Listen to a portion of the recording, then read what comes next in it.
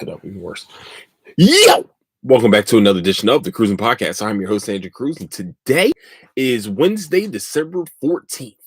Where you can find the Cruising Podcast is on Apple Podcasts, Spotify, Patreon, YouTube, and anywhere else you can find podcast needs. You can find the Cruising Podcast. Also, you can find latest updates of the show is on Instagram at Cruising Podcast, also on Twitter at Nicetown Fitness. It's sad to report, man. Twitch from the Ellen show has passed away. They say apparent suicide. I'm not going to speculate. Allegedly, that's what happened. And rest in peace. You know, my condolences go out to his family. It seems like he was always just a happy person, man. It seems like he was always like, especially on the Ellen show, he was dancing and making other people happy, bringing positive energy to other people, and to know that you never know what anyone's darkness is, possibly. Um, it's kind of it's sad and it's scary all at the same time. Um, and I always say, I've said this plenty of times on this show, that if you feel that way, please talk to someone. Please don't internalize it. We need to start normalizing us talking to people. You know, us having a conversation with somebody about our darkest things, and you never know what happened to them. You know, I don't know. I'm not going to. I'm once again, like I told you guys, I'm not speculating. That's just what has been reported, because TMZ is fucking. I don't trust. I don't like TMZ, but you know that's where seriously we get most of celebrity news. So it seems like it's like the people that are very positive and very seem like outwardly, especially in public or their performances or when they're trying to entertain, it seems like they are very happy. Um, think about it. Like, you got Brody Stevens, who passed away, had committed suicide. Robin Williams committed suicide. Like, those two were comedians. They made people laugh, you know, and you just never know when someone's going through that darkness. You never know when those valleys are just, they feel like that rock bottom where you don't feel like you can get out of that rock bottom and emotionally. So I always say this, I will continue to say this, I will always stand on it. It ain't nothing weak about talking to somebody about your any issue going on. It's nothing. It shouldn't even be seen as weakness. It actually should be seen as strength, because you had the wherewithal to say, all right, well, we need to, we need to either nip this in the bud or figure out what's going on with my chemistry. Something's going on, man. And I will always say, please, Norm, we need to just, and to the people that they go and talk to, um please be accepting, I guess. I think that's what we just really need to do, is be accepting. Like, they showed his last video where he's dancing on TikTok. On his TikTok, he was a really good dancer. And I wasn't a big once again, I've never watched I really rarely watched the Ellen show, but it seems like every time I watched Ellen, it was like his segment where they dance, where he gets people dancing and stuff. I don't know why I always watch Ellen, and that was the thing that came up almost every single time. So yeah, because I don't watch daytime TV most of the time. But rest in peace to him, man. It's sad, man. It's a really sad moment. I just, I wish, you just want to give people, when you find out, you just want to give that person a hug. You just wish that a hug, or just sit down, talk to them, would be the thing that stops them, from doing the ultimate thing, you know. And I just, sucks, man, because y'all know my story. Well, y'all know most of it. You know, I've had quite a few friends commit suicide, and it still sucks to this day. It really does. I listen to this song, and what helps me get through was listen to this Cam Meekins song called "You," and it really displayed every emotion I've had while dealing with it, while dealing with my friend, like every emotion. There's certain things like and it's just human. Like I always tell people, it's just a human characteristic of us. It's just you gotta you look to blame someone. You know what I mean? You try everything to look to blame, and you just like I don't think you're a bad person. I will never think a person's a bad person to try to blame the person that it happened to. But at the end of the day, some people just it's our wiring. Some our valleys are valleys for a reason. A lot of people we deal with depression differently. And it's just all right, deal with those valleys and deals with our peaks, all of that just differently. It's just, you know, we have to be more accepting of it. And I feel like this country is getting better at it. It's just yeah, we're gonna continue to have these happen. We're gonna continue to have this happen to not just celebrities, but to normal, everyday people. It sucks, but it's that's the case. So rest in peace, and also to those struggling, please go out and talk to someone. If you whatever whatever helps you get back out of that rough, get you out of that rubble that you were in. Please take that time and do it. It's just we miss you. You know what I mean? You'll be missed. That's just where we're at with that. You will be missed. I promise you will definitely be missed. You think you won't be, but you will definitely be missed. I promise. That is definitely a big thing. So, yeah. So, yeah. Rest in peace, though, man. Sucks, man. And also, possibly, rest in peace to one of my uncles, on my father's side. That I'm having. Look, I don't care what your last name is. Um, I don't care if if we share the same blood, and even if we don't talk for a while or haven't really talked, I don't care. You're still my family. You know what I'm saying? And rest in peace. I'm not going. Yeah, I don't want to out any of my family members. I just want to make sure, like, you know, the way my family is kind of set up. Let's be real, it's a normal black family. But no, I'm like being real. You know, the way my family is set up, it doesn't matter.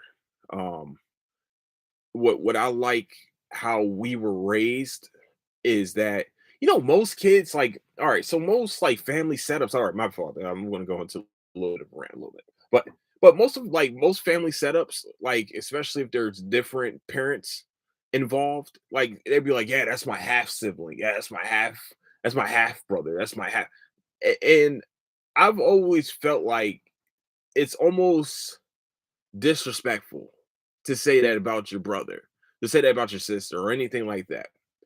For me, the way I was raised is that there was no halves. That's my full brother. My two older brothers are my full brothers. My sister is my sister. There's no half. There ain't no half of this. You know what I'm saying? We ain't halfly go through anything in life. We went fully in through it. If one of us is ready to rock, got to rock out and whoop some ass. We ain't no halfway about it, Jack. That's the problem. That's the thing that is different to me. To where I have stumbled across other people is that yeah, man, that's my half brother. Like half? What the fuck does that mean? I don't even know what that means. That's my brother. I don't know what this half stuff is. That's my brother. I don't know what this. I don't know that. So I say that to say that there's no halfway with me and my family. There's no such thing as half. We're fully invested in each other.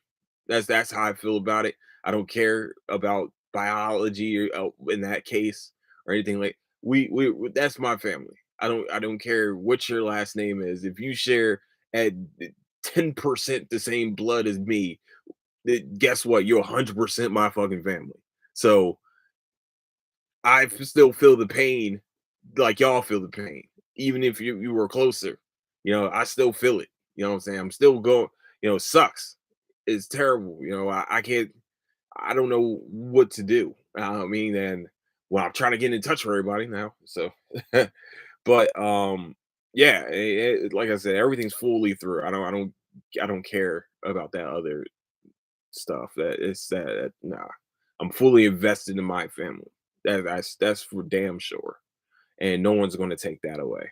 That's how I feel about it. That's how I always will feel about it. And if anybody has a problem with it, you know, direct that to whoever you need to direct it to, not me. You know what I'm saying? Because I direct my foot up your ass. All right.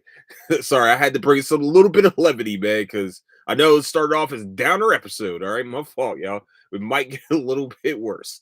No, so I'm gonna start off with some reviews right now. Um, yeah, I'm complete like my brain is not working right now. Okay, this is what we're gonna do. Chainsaw Man. We're going to review Chainsaw Man. We are dealing with the after effects, the after effects of the samurai devil really just folding everyone. And also the gun devil, pretty much taking out most of the special force. The special force. What is this? They're division 7, right? They were division 7 of their force. I'm sorry. I suck at this sometimes. All right. So, y'all know what I'm talking about. So their whole little squad got wiped the fuck out by this damn samurai devil, except for like 3 of them. Like what's crazy is that 3 of them, the most what was it? It was show like 6 of them in the whole like opening scene, the opening music, and then we get back and the samurai devil just murked like 3 of them and put Aki in the hospital. Like we was at a point where, we started getting connected to this squad, man. We was like, yeah, all right, well, they almost died in the hotel one time. The next one, they're getting shot, and now they're getting shot and then fucking cut up by a damn samurai devil. So I just don't know what's going. I like don't be connected to characters, I guess, on Chainsaw Man, except for Denji. I guess it's the only person we could be connected to. Him, Aki, and Power. I think that's the only 3 we could be connected to. That's what it seems like with Chainsaw Man. It's my type of fucking show. It's like Walking Dead. Don't be connected. There's no coming back. Once the motherfucker's dead, they gone. They are not coming back. There's no comeback except for unless your name is Glenn. But then they're going to take you out anyway in the next couple seasons. So yeah, that was real. So yeah, I think we're at a point now. Like, all right, now it's time for them to. So actually, what's weird is that Bleach and Chainsaw Man are practically in the same area right now, where now they are all training to be able to fight the big bad of this season, which is him is the samurai devil for Bleach and Ichigo. You already know it's Yawich. I'm gonna say Yawich and fight me. It doesn't it sound like Yahweh? Huh? Interesting. Oh, okay. All right. I didn't notice that shit until now. Huh. Interesting. Okay.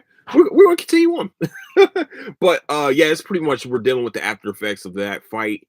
And really Aki just finding out that Himeno was killed during the fight. And he was crying and all the rest of that. But what was weird is that he was more talking about Makima than Himeno, which sucks. You know what I mean? Because she loved him. She loved Aki. She loved her Samaki, and he's can only think about her. And he was like, "Look, I probably only." He said, "I probably wouldn't eat or anything for 3 days, and then I'll probably be back to enjoying my life." I was like, "Shit, man, that is cold blooded but real." And then we also find out that Aki has 2 years, I think, to live. So what's going on there? So we're about to find out a lot about his backstory. His backstory is going to be fucking interesting. I can't wait. And his wolf, his power, the power that he has, won't come out now. So they're now training with other special forces right now. Pretty much they're going with pretty much what she said is that you guys are going back to school practically. And now Power and Denji are trying to beat up this one dude that's kicking their ass. He's beating the shit out of them. I'm gonna start learning names. I promise. It's 11 o'clock at night and names really slip in my mind. And I'm really just getting into this show. Okay? Fuck off. All right. No, just seriously, like this dude is beating the shit out of him. Like the first time they were in the graveyard and they both tried to attack him, and he just folded the fuck out of him. And then he tried to go to their apartment. And he's like, all right, well, this is where their apartment is. And they kind of set a trap for him, but they literally missed with every part of the trap and got their asses handed to them again. Okay, that's literally what the training is them getting their asses handed to them, and I guess they're training to be able to beat this fucking devil because like I said, that motherfucker sliced through everyone. Okay, that's where we're at with Chainsaw Man right now. Next, we're going to talk about the Bleach review.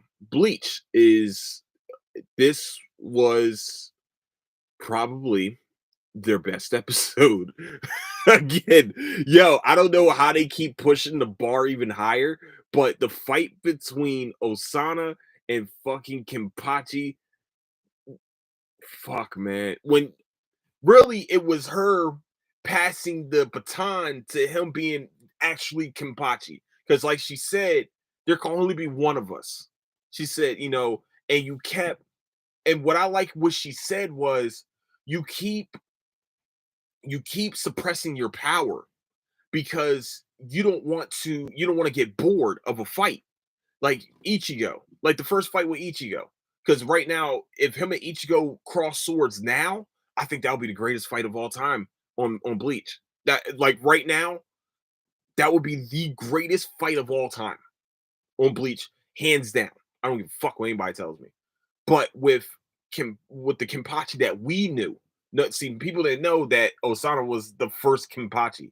And so when he was fighting Ichigo the first time, the very first time they fought, he was suppressing his power so he can have fun. And the reason why his power would come like screaming out from him is because he was on the brink of death. That's the only reason why he would fight even harder if he's on the brink, and she knew that. And she knew why. Because the first time they fought, he was having fun with her and he was like, I don't want you to die. He's like, I don't want you to die. You know what I'm saying? So I'm gonna hold back. It's just and she was like, I know you're holding back so we can fight, but we need you at full power now. And she was like, I have to not be here for you to be at full power. And that shit was devastating because what's crazy about all right, so if y'all don't know about Ohana, she becomes the captain of Squad 6. Squad 6 is the medic unit. Okay? They're the medic unit. So what they're supposed to do is be able to heal people and also heal themselves. So she learned the keto of healing herself because she knew that her and Kenpachi were going to have to cross swords. And she knew that the only way that he will continue to fight and go full power is if she puts him to the brink of death and that she continues to heal herself because he's so much stronger than her. And she knew it. She said it. You're stronger than me. Even when he was a kid, she was like, you're stronger than me. So I had to learn this keto to make sure I'm healing myself so you can continue to get better. So, like, you can still have fun fighting me because you consider me as your first foe. Like the story behind how he became Kenpachi is even better than what we thought it was. Motherfucker, oh, motherfucker killed a pile of humans, killed a pile of people, and was standing on top of the pile waiting for her. Like this shit was fucking crazy. When he was a kid, he was that much stronger than her. Now, everybody knows. Now, I'm sorry. If you don't know Bleach, of course, but most Bleach heads know that your Zanpakuto, you're supposed to already know the name, how it feels, all this shit. Everybody has a special connection to their Zanpakuto. This is going to play out. This is going to play into the story B of this episode. So, story A of the episode is Kenpachi versus Osana, the Ohana, the last part of their fight. which is fucking amazing. Her Bankai is sick as shit. I wish that we got her Bankai earlier. It would have been awesome. You know what I'm saying? But she knew she had to die for him to be at full power. That's the crazy part. So now he's going to be at full power. Like he's been on the brink. He has to be on the brink of death to be at his best. So it's crazy. So his Zanpakuto is weird because he doesn't even know its name. And if you remember, I forgot which fight it was. He was trying to find its name. He kept asking, "What is your name? Talk to me. What's going on? What is your, and it would never say anything to him. And once he kills her, sorry, it's a spoiler, but fuck it. You don't watch if you haven't watched Bleach by now, you're tripping. He kills her, right? And he starts to hear a voice. It was like, finally, I can talk to you. And it's Zanpakuto talking to him. The Zanpakuto is not released yet. He still has a regular one that's fucking look like it's jagged and all that. It looks like it's beat up. Like he used this sword a little bit too much on people, you know, and it starts to talk to him. So he's about to have a release Zanpakuto, and he has no inhibitions of he's going to start getting bored again with fighting. He's going to start killing people out of boredom. Shit, man. Kenpachi's about to be a problem, man. Kenpachi is about to be a problem. That's why he was one of my favorite characters because we never knew his backstory. We didn't know how strong he actually is until she said it. She was like, "There's only one person that's stronger than me, and it's you." That's fucking crazy. And probably Yamamoto. But by the way, just in case y'all don't know, she has racked up her body count is ridiculous. It's ridiculous. There's a reason why she's called a Kenpachi. You know what I'm saying? They named this motherfucker Kenpachi. So yeah. So for story B, here's the story B because the episode because the episode ends differently. Ichigo, oh sorry, my fault. Sorry guys. Ichigo and Renji are in one of the fucking Squad Zero barracks, and they get sent to the guy that makes the Zanpakutos. Now, what was cool is that they walk into this room. There's a bunch of girls. Oh my gosh, hello, blah blah blah blah blah. And then they were like, "Oh, that's not the room." They was like, "Nah, that's not the room. We gotta go back here inside this little shitty ass shack." And then they go inside this hole, and the dude starts talking to him. I'm sorry, I'm not good with names, but he's the creator of the Zanpakuto. And he was like, look, he said, this is what's this here it is. Guess what those were back there? Those were Zanpakutos talking to y'all. Yeah, y'all couldn't tell the fucking difference. They said there are no other Soul Reapers here. He said those were Zanpakutos, and y'all had no idea they were.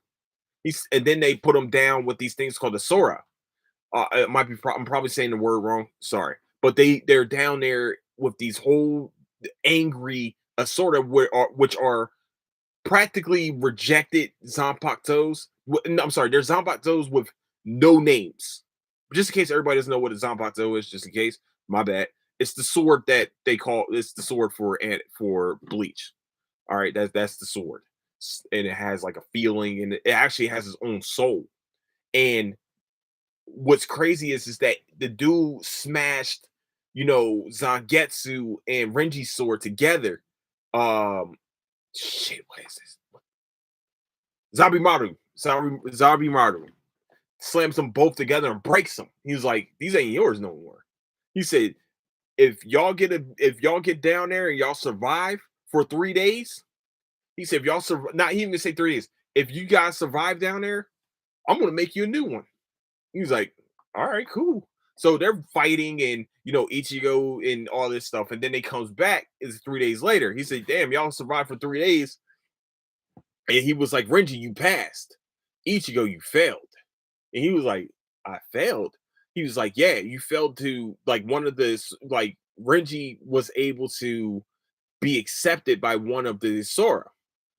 And then be accepted pretty much to be used as a sword for Renji. Renji has shown the power of being a real Soul Reaper, and Ichigo wasn't chosen, but Ichigo was all battered and bruised and laying down. Ichigo got fucked up clearly, and he told him he failed because none of them chose Ichigo. And he was like, "What the fuck is going on here?" He's like, "No, hold on, wait." He said, "You're not a real Soul Reaper." He said, "You gotta go." He said, "You can't be here anymore." And so I'm not making you a sword. He said, "Don't ask me again." He said, "Do not come back to the Soul Society because you are not a Soul Reaper." And sent his ass packing back home with guess what? Right back at home, right in front of his house. Now, here's the backstory so far that we know about Ichigo, so everybody can understand why this is being told to him. Ichigo is a substitute Soul Reaper. He got his powers from Rukia. This is episode 1 of Bleach. He got his powers from Rukia. Okay? There's only one way Ichigo can become a Soul Reaper. And that's if he's dead. Okay? Or his lineage has a Soul Reaper in it. His father, when we find out later on, when he kills Graham Fisher, his father it was a captain. Shin Kurosaki was a captain of 13 Court Guard squads and a badass at it. And Ichigo does not know this. Okay. What we found out in this season of Bleach is that his mother has the lineage of a Quincy. So yes, Ichigo has Soul Reaper in him, but he is not fully a Soul Reaper. So I think he's about to find out his lineage. I think he's about to figure out what's going on. I think there's only one way to be a Soul Reaper, and that's through his father. And there's only one way for his powers to come out, and that's his mother. And we're about to find out a lot of shit. And also, pretty much, they said that, like the guy that made the first Sanpatos, he was like, "You've been using them wrong. You forgot that they have souls. You've been using them wrong. You've been swinging them wrong." And I think, to tell y'all the truth, when Ichigo was trying to do the holification and everything like that, and try to get more connected to Zangetsu, the spirit that's within his pretty much his holification uses that sword, uses the Zanpakuto correctly, which is you're supposed to be swinging that motherfucker, and he swings it like kind of like a I don't know how to really like a top kind of. It's kind of sweet how it's supposed to be used, like his Bankai. That's how it's supposed to be used. Like he just calls out Bankai, but he never really got back connected with his Zangetsu. Like every battle he has, he doesn't get connected. And then he lost connection. Then remember, he loses connection as a Soul Reaper for a while. And then comes back when he gets his Fullbringer powers. Yo, we're about to find some shit out. Because old boy that was the leader of the Fullbringers, he's in Soul Society right now. And I wonder if the Bount died in the Soul Society. So I don't know. There's a few characters on here that have been killed, and I'm thinking Grimmjow. Grimmjow was killed in Hueco Mundo. Grimmjow wasn't killed in the Soul Society. I wonder if that's why he's alive on the human world too. Because that was Grimmjow on one of those fucking Johns. I don't give a shit what anybody tells me. That was Grimmjow. It wasn't Ukuyota. I know for sure that was not Ukuyota. That was fucking Grimmjow that we saw. We haven't seen Chad, Kisuke, or Otohime in a minute, or even Ishin. We haven't seen Ishin either. Not Ishin. Fuck. No, Ishida. We haven't seen Ishida either. Uryu. We haven't seen Uryu in a minute. So I mean, since like episode 3, when they finally went started battling each other, and when he found out about Yamamoto, when he finally found out like what Yamamoto did to all the Quincy's, that's the last time we've seen it. That's when last time we've seen Uryu. So I'm just saying, yo, Bleach is Bleach, this season right here is one of the greatest seasons of fucking anime I've seen ever in my life. That's all I'm gonna say. That's all I'm saying. And I'm saying I don't mean this by any bias. I've watched a lot of anime in my life. That's the greatest fucking this is the greatest season. This is the greatest arc right now. And it's really going against the Chimera Ant arc and from Hunter x Hunter. I'm telling y'all motherfuckers that shit right now. Fight me, motherfucker. All right, last review. Even though Bleach should have been the last review, but whatever. But I also had there's some shit about behind this review also. Tulsa King, new Sylvester Stallone show, where he is a mob. Was he a mob enforcer? He was definitely part of the he was definitely a made man and spent 25 years behind prison without snitching on his peoples and somehow gets sent to fucking Tulsa and broke one of the people's jaws before he left. Um, can I just say, so far, this show is great. This is a great show.